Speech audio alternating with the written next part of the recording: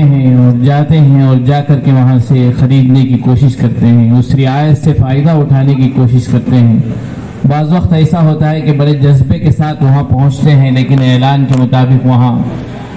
ہمارا مقصد نہیں ملتا ہے، لیکن اس کے باوجود ہم سفر کرتے ہیں اور دیکھتے ہیں اور اس سے مستفید ہونے کی کوشش کرتے ہیں۔ لیکن قرآن مجید کی فضیلت ہمارے سامنے بیان کی جاتی ہے، وہ اہمیت ہمارے دلوں میں نہیں ہے جو اہمیت ہمارے اندر ہونی چاہیے۔ مدارس میں جو بچے بھیجے جاتے ہیں پڑھنے کے لیے، عام طور پر الا ماشاء اللہ وہ ان بچوں سے بیزار ہو کر بھیجتے ہیں جو گھر میں رہنے کے قابل نہیں، اسکول میں پڑھنے کے قابل نہیں۔ یہ حالات بالکل اکثر ہیں، ورنہ تو بہت سے والدین وہ ہیں جو صرف حافظ قرآن بنانے کے لیے ہی بھیجتے ہیں، وہ الگ بات ہے۔ لیکن عام حالات میں آپ حضرات کے سامنے رکھنا چاہتا ہوں کہ حافظ قرآن حفظ کے لیے، وہ قرآن مجید پڑھنے کے لیے جو مدرسوں میں بھیجے جاتے ہیں، وہ خواہش سے، وہ شوق سے، عظمت سے نہیں بھیجے جاتے ہیں، بلکہ ان سے نفرت کی وجہ سے۔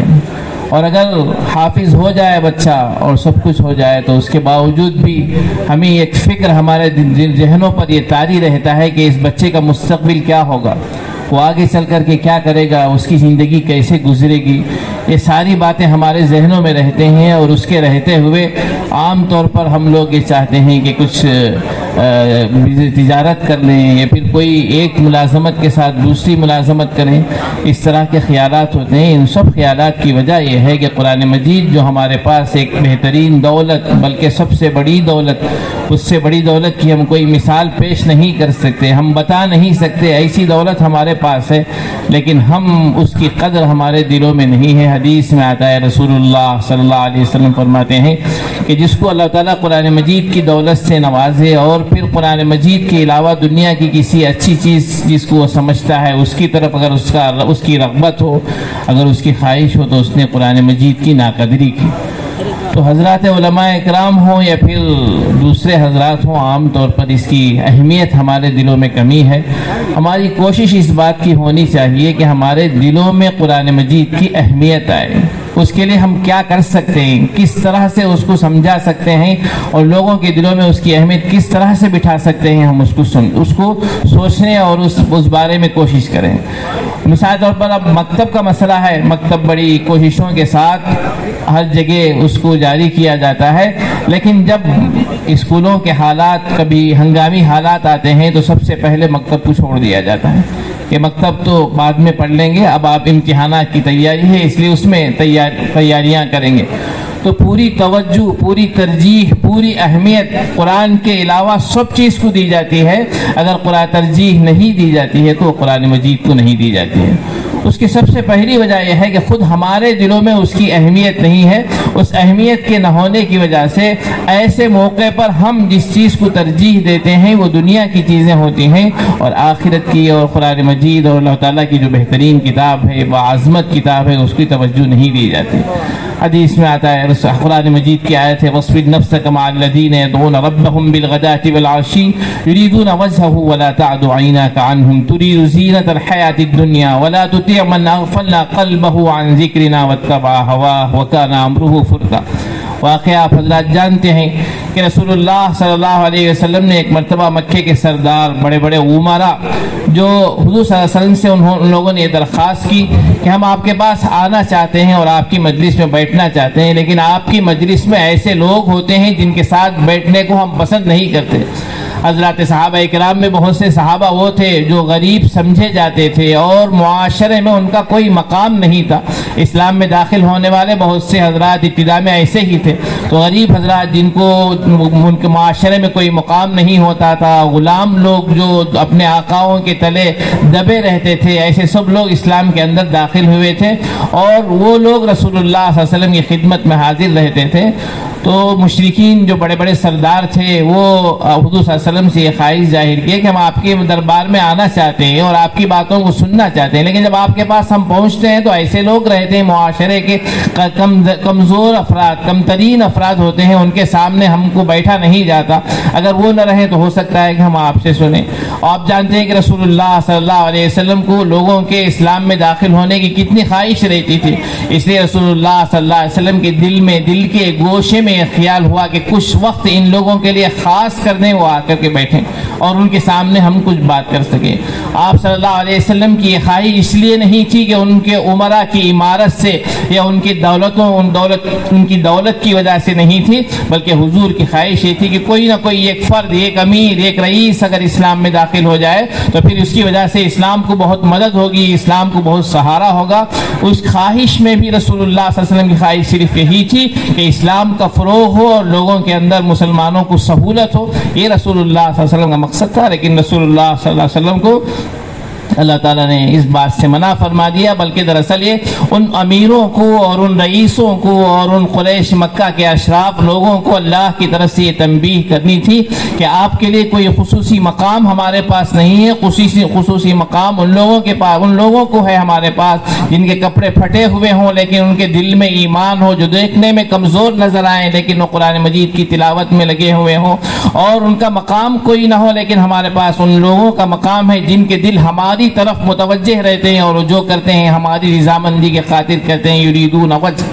رسول اللہ صلی اللہ علیہ وسلم کو اللہ تعالیٰ فرماتے ہیں وَلَا تَعْدُ عَيْنَاكَ عَنْهُمْ، آپ ان سے ذرا بھی بے توجہ نہ ہو۔ یہ لوگ تو دنیا کی خواہش کرتے ہیں اور اپنے خواہشات کے پیچھے پڑتے ہیں، تو رسول اللہ صلی اللہ علیہ وسلم کی اس ہلکی سی خواہش، اور اس خواہش میں بھی ایک ہی مقصد کہ لوگ اسلام کے اندر داخل ہو جائیں، لیکن رسول اللہ صلی اللہ علیہ وسلم کو اللہ تعالیٰ نے اس بات کی اجازت نہیں دی، اس لیے کہ جو اسلام میں داخل ہوں گے وہ خواہش سے آئیں، رغبت سے آئیں، ان کے دلوں میں اس کی عظمت ہو، ایسے لوگوں کو اللہ تعالیٰ کے نزدیک قدر ہے اور ایسے لوگوں کے اللہ تعالیٰ کے نزدیک منزلت ہے۔ وہ لوگ جو اپنا مقام چاہتے ہوئے اسلام کے اندر داخل ہونا چاہتے ہیں، ایسے لوگوں کو اللہ کے نزدیک کوئی مقام نہیں ہے۔ اللہ رب الجلال نے رسول اللہ صلی اللہ علیہ وسلم کو بتلا کر کے بتا دیا کہ وہ کفار کو اور مشرکین کو تنبیہ ہو کہ تمہاری سرداری اور تمہاری عمارت اور جو کچھ اس معاشرے میں تم کو مقام ہے اس کا ہمارے نزدیک کوئی اعتبار نہیں۔ اعتبار ہے تو ان لوگوں کا جن کو بیٹھتے وقت اپنے بدن کو چھپانے کے لیے کپڑا نہیں ہوتا تھا۔ حدیث میں آتا ہے کہ ایک مرتبہ رسول اللہ صلی اللہ علیہ وسلم ایک مجلس میں تشریف لائے، چند صحابہ بیٹھے ہوئے تھے اور اس میں فرماتے روایت میں ہے کہ کسی کے پاس کپڑے نہیں تھے، ایک کپڑا ہوتا تھا اور جسم پورا چھپایا نہیں جاتا تھا، تو ایسے موقع پر دوسرے کے پیچھے پیچھے بیٹھتے تھے تاکہ بدن دوسروں کو نظر نہ آئے اور آڑ کی وجہ سے ہمارا بدن جو کھلا ہے وہ چھپے رہے، یعنی اگر لنگی یا ازار ہو وہ تو باندھ دیتے تھے، سینہ کھلا رہتا تھا، پیٹھ کھلی رہتی تھی، اب وہ حضور صلی اللہ علیہ وسلم کے سامنے بیٹھنے سے جھجکتے تھے، اس لیے صحابہ کے آڑ میں بیٹھتے تھے، یہ حالت ہوتی تھی۔ اور رسول اللہ صلی اللہ علیہ وسلم فرماتے ہیں کہ تمہارے بارے میں اللہ نے خوشخبری نازل کی، حضور صلی اللہ علیہ وسلم نے ان کو خوشخبری دی۔ تو یہ اللہ نے بتا دیا کہ قرآن کا مقام کیا ہے اور دنیا کی دولت کا مقام کیا ہے۔ یہ بات ہمارے اندر پیدا کرنے کی ضرورت ہے کہ ہم کس چیز کو ترجیح دیتے ہیں، قرآن مجید کو ترجیح دیتے ہیں یا دوسری چیزوں کو ترجیح دیتے ہیں، اس بات کو ہمارے ذہن میں بٹھانے کی ضرورت ہے، اور لوگوں کے اندر جس طرح سے ہم قرآن پڑھانے کی کوشش کرتے ہیں اسی طریقے سے قرآن کی اہمیت لوگوں کے دلوں میں بٹھانے کی کوشش کریں۔ آج جو ہمارے سامنے قرآن مجید کے بارے میں باتیں بیان کی جاتی ہیں اور بعض موقع پر ہم لوگوں کو قرآن مجید سے دور کرنے کی ایک کوشش یہ کی جاتی ہے کہ قرآن مجید کے صرف الفاظ پڑھنے سے کیا فائدہ ہے، اس لیے سمجھ کر کے پڑھنا چاہیے۔ یہ بھی ایک بہت بڑا دھوکہ ہے ہم کو قرآن مجید سے دور کرنے کے لیے۔ حقیقت یہ ہے کہ تمام زبانوں میں صرف عربی کو یا قرآن مجید کو یہ خصوصیت حاصل ہے کہ اس کے الفاظ سیکھے جاتے ہیں بغیر سمجھے کے۔ آپ اردو زبان سیکھیں، ایک ایک لفظ آپ نیا نیا سیکھتے جائیں گے، اس کا معنی بھی آپ کو سمجھ میں آتا جائے گا۔ آپ باغ کا لفظ سیکھیں گے، اس کے ساتھ آپ کے ذہنوں میں باغ کا تصور بٹھایا جائے گا۔ کتاب کا لفظ آپ کو سکھایا جائے گا، اسی کے ساتھ ساتھ آپ کو کتاب سکھائی جائے گی۔ لیکن آپ جو ہم نورانی قاعدہ پڑھتے ہیں یا عربی کا کوئی بھی قاعدہ ہم پڑھتے ہیں تو ہم صرف الف با پڑھتے جاتے ہیں اور سلمہ اور رزقہ اور ضربہ پڑھتے ہیں، لیکن اس کے معنی سے، اس کے مطلب سے ہم کو کوئی سروکار نہیں ہوتا۔ ہم صرف الفاظ سیکھتے ہیں، گویا کہ لکھے جانے والے نقوش ہم سیکھتے ہیں، یہ صرف قرآن کی خصوصیت ہے کہ بغیر سمجھے اس کے الفاظ اور اس کے حروف کی ادائیگی کو ہم سیکھتے ہیں، نہ اس کا کوئی معنی ہم جانتے ہیں، نہ اس کے کوئی مطلب سے ہم واقف ہیں، یہ صرف قرآن مجید کی خصوصیت ہے۔ تو اس کا مطلب یہ ہوا کہ قرآن مجید مکمل جو کچھ ہم ناظرہ پڑھتے ہیں اس کے لفظ کے کسی بھی ایک لفظ کے معنی سے ہم واقف نہیں ہوتے، اور واقف نہ ہونے کے باوجود ہم اس کی تلاوت کرتے ہیں اور پڑھتے ہیں، اسی کو تلاوت کہتے ہیں۔ اور اس کے آگے جو ہوتا ہے وہ معنی کو سمجھنا اور اس کے مقاصد کو سمجھنا ہے، اس سے اور آگے کے درجے ہیں۔ اور احادیث میں جو فضائل بیان کیے جاتے ہیں اور ثواب کے جو درجے بیان کیے جاتے ہیں کہ ایک لفظ کے ایک حرف پر 10 نیکیاں، اور اللہ جسے چاہتا ہے زیادہ زیادہ دیتا ہے، یہ الفاظ بغیر سمجھے کہ جو ہم تلاوت کرتے ہیں اور جو ہم ادا کرتے ہیں اپنی زبان سے، ان پر وہ ثواب ہے۔ اس لیے یہ سمجھنا کہ قرآن مجید بغیر سمجھے پڑھنے پر کوئی ثواب نہیں ہے، کوئی فائدہ نہیں ہے، بالکل دھوکہ ہے، اور ہم لوگوں کو قرآن مجید سے دور کرنے کی ایک صورت ہے، ایک شکل ہے کہ اسی طرح سے قرآن مجید کی جو اہمیت تھوڑی ہمارے دلوں میں باقی ہے وہ بھی کم کر دیا جائے۔ اس لیے ایسی باتوں سے دھوکے میں نہ آئے۔ قرآن مجید نازلہ جو پڑھا جاتا ہے اس کو بھی آپ اہمیت کے ساتھ پڑھیں، اور جو قرآن مجید پر جو ثواب ہے وہ اسی پر ہے، اس سے جو اور ثواب ہو تو اتنا ثواب ہے کہ ہم اپنے زبان سے بتا نہیں سکتے کہ قرآن مجید ایک حرف پڑھنے پر کم سے کم 10 نیکی ہے۔ اگر پڑھتے ہوئے شوق کے ساتھ پڑھیں گے تو اللہ تعالیٰ فرماتے ہیں اللہ یضاعف لمن یشاء، اللہ جسے چاہتا ہے جتنا چاہتے ہیں وہ دیتے ہیں۔ وہ کب ہمارے دلوں کی رغبت اور ہمارے دلوں کی خواہش کی بنیاد پر وہ ثواب اور عظمت بڑھائے جاتے ہیں۔ اسی لیے ہماری تلاوت میں اور ہمارے جو اللہ والے بڑے ہیں ان کی تلاوت میں ہزاروں درجے کا فرق ہے۔ میں اگر ایک سورت پڑھوں تو اللہ کے نزدیک اس کا درجہ الگ ہے، ہمارے جو بڑے ہیں اور ان سے بڑے ہیں ان سے بڑے ہیں، صحابہ قرآن مجید پڑھتے ہیں تو وہ بھی وہی لفظ پڑھتے ہیں، ہم بھی وہی لفظ پڑھیں گے، لیکن ان کا ثواب الگ ملے گا، ہمارا ثواب الگ ملے گا۔ وجہ اس کی یہ ہے کہ ان کے پڑھنے میں وہ شوق، وہ اخلاص، وہ خواہش اور اللہ تعالیٰ کی طرف سے ان کی جو توجہ ہوتی ہے اس وجہ سے اس میں فرق پڑتا ہے ثواب میں، اللہ تعالیٰ کی طرف سے عنایت کرنے میں۔ تو بہرحال جو کچھ ہے وہ صرف ان الفاظ میں ہے، معنی وہ دوسرا درجہ ہے۔ حدیث میں آتا ہے کہ جو شخص قرآن مجید پڑھے، اس کو سمجھے، اس پر عمل کرے تو اس کو اتنا اور ثواب ہے، اور آگے ثواب بڑھتے جائیں گے۔ اس لیے اس وقت ہم جو کوشش جو کچھ کر رہے ہیں، سب سے پہلی بات تو ہے کہ اس کے اندر اس کی اہمیت بٹھانے کے لیے جو ہم کوشش کر سکتے ہیں وہ کوشش کریں۔ اس لیے میں حاضرین سے درخواست کروں گا کہ جہاں کہیں ہم کسی حافظ کو دیکھیں یا کسی عالم کو دیکھیں یا کسی امام کو دیکھیں تو ان کے پاس ان کا اکرام کریں، ان کی عظمت کریں، صرف اس بنیاد پر کہ یہ قرآن والے ہیں۔ ان کی غلطیوں کو، ان کی کوتاہیوں کو نہ دیکھیں۔ غلطیاں ہر انسان کے اندر ہوتی ہیں، ہمیں اس سے کوئی مطلب نہیں ہے۔ ہمارا مطلب صرف یہی ہے کہ قرآن مجید ہے، قرآن مجید جو چھپی ہوئی کتاب کی شکل میں ہمارے سامنے موجود ہے، کیا اگر اس کا کاغذ کمزور ہو تو اس بنیاد پر کہ کاغذ اچھا نہیں ہے اس کی ہم ناقدری کرتے ہیں؟ بلکہ قرآن مجید کے کاغذ پرزے کے طور پر اگر پرانا ہو کر کے کہیں گرا پڑا ہوا ہو تو ہم اس کو عظمت کے ساتھ اٹھاتے ہیں، اٹھا کر کے کسی جگہ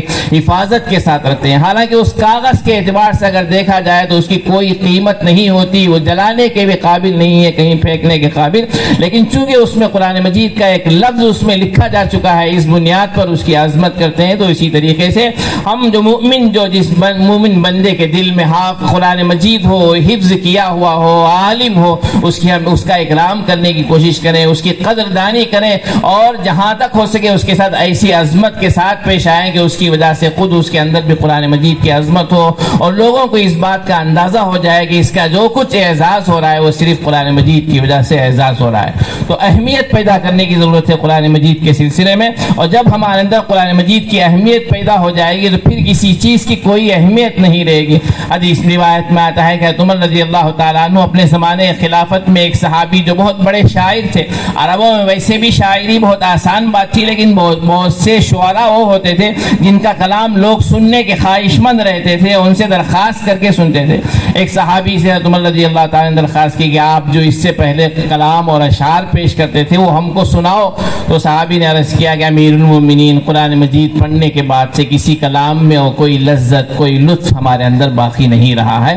ساری عظمت اگر ہے تو صرف قرآن مجید کی عظمت ہمارے دلوں کے اندر موجود ہے۔ تو صحابی نے جواب دیا۔ تو حضرات صحابہ اکرام جب قرآن مجید کو سیکھ لیتے تھے تو پھر اس کے بعد ان کے نزدیک کسی چیز کی عظمت نہیں رہتی تھی۔ ہم قرآن مجید مجید سیکھتے ہیں لیکن اس کی عظمت ہمارے اندر نہیں ہے. ہم ترجیح دیتے ہیں تو دوسری چیزوں کو ترجیح دیتے ہیں. حدیث میں آتا ہے رسول اللہ صلی اللہ علیہ وسلم فرماتے ہیں کہ میری امت کی فخر کی چیز قرآن مجید ہے. یعنی امت اگر کسی چیز پر شان کرے، فخر کرے کہ میرے پاس فلاں دولت ہے، تو قرآن مجید ہے. کہ کہے کہ ہم قرآن پڑھنے والے ہیں، ہم قرآن سیکھنے والے ہیں، ہم قرآن سکھانے والے ہیں. اگر فخر کی چیز ہے دنیا کے اندر تو صرف وہ ایک ہی چیز ہے کہ وہ قرآن مجید ہے. اس کی بنیاد پر ہم فخر کریں، شان سے رہیں. تکبر الگ چیز ہے، فخر اور عظمت الگ چیز ہے. تکبر کا مطلب یہ ہے کہ ہمارے دلوں میں بڑائی آ جائے. جب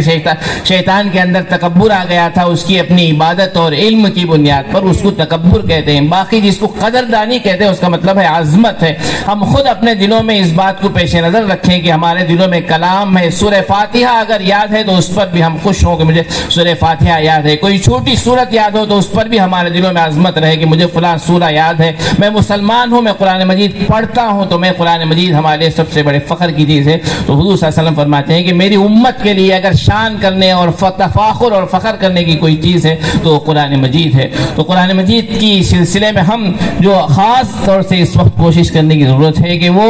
قرآن مجید کی اہمیت دلوں کے اندر ہو. زبان سے فضائل بیان کرنا الگ ہے اور کچھ کہہ لینا الگ ہے، اور اس معاملے میں جو ہم کر سکتے ہیں وہ کرنا سب کچھ ہے، لیکن سوچنے کی بات یہ ہے کہ ہمارے دلوں کے اندر قرآن مجید سے اہمیت کتنی ہے. ہم گھروں میں کتنا تلاوت کرتے ہیں، اپنی اولاد کو تلاوت کی طرف کیسے توجہ دلاتے ہیں، گھر والوں کو قرآن مجید پڑھنے کی عظمت ان کے دلوں میں بٹھاتے ہیں یا نہیں بٹھاتے ہیں. ان سب باتوں کو سوچیں اور اپنے دل میں بھی عظمت پیدا کرنے کی کوشش کریں اور لوگوں کے سامنے بھی اس کو بتانے کی کوشش کریں. میں سب سے پہلے شکریہ ادا کرتا ہوں منتظمین جلسہ کا کہ انہوں نے آج مجھے یہاں حاضری کے لیے موقع دیا اور ہماری عزت افزائی کی. جزاکم اللہ. پھر مبارکباد دیتا ہوں تمام حفاظ کو کہ جنہوں نے اللہ تعالیٰ کے اس کلام کو اپنے سینے میں محفوظ کیا اور حفاظ کہلائے. آج ان کی دستار بندی ہو رہی ہے، ان کو صدر تکمیل دی جا رہی ہے. اللہ تعالیٰ ان کو